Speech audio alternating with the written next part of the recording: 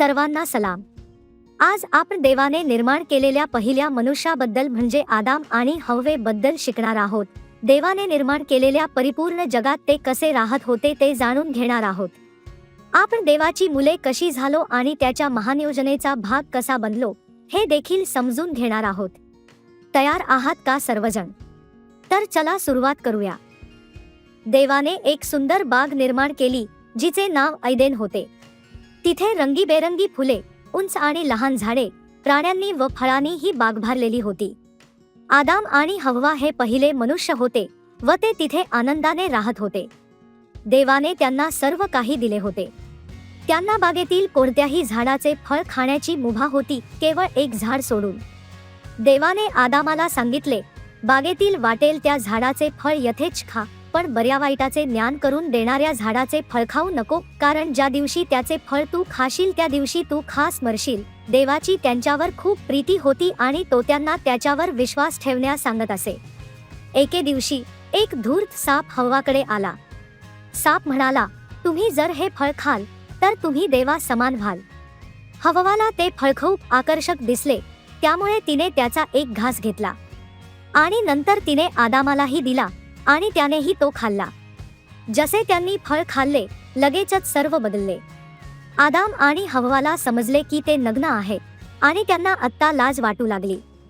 त्यांनी देवापासून लपायचा प्रयत्न केला, पण तुम्हाला माहितीये का, देवापासून कधीच कोणी लपू शकत नाही।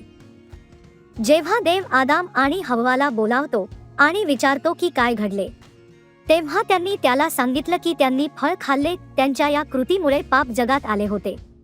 याचा अर्थ आता दुःख, समस्या, संकटे आणि मरण हे आले। पण इथेच एका अद्भुत गोष्टीचा उगम आहे।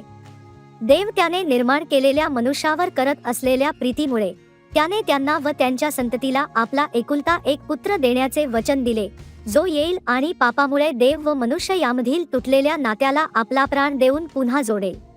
मुलांनो, आणखी एक चांगली बातमी आहे। जे आपण सर्व आदामाची संतान आहोत ते जर येशूवर विश्वास ठेवतो आणि त्याला आपला वैयक्तिक तारणहारा म्हणून विश्वास ठेवतो, तेव्हा आपण देवाच्या कुटुंबाचा भाग बनतो।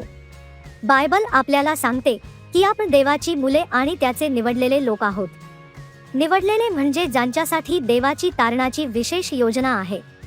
ते आता प्रभू येशूमध्ये त्याचे आहेत आणि मंडळीचा एक भाग म्हणून इतरांशी त्याच्या प्रीतीत आणि विश्वासात एकत्र वाढू शकतात।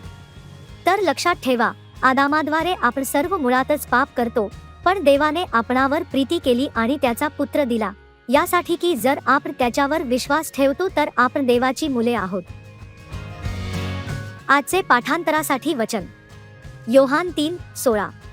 देवाने जगावर एवढी प्रीती केली की त्याने आपला एकुलता एक पुत्र दिला, अशासाठी की जो कोणी त्याच्यावर विश्वास ठेवतो त्याचा नाश होऊ नये, तर त्याला सार्वकालिक जीवन प्राप्त व्हावे। चला वचनाची उजळणी करू।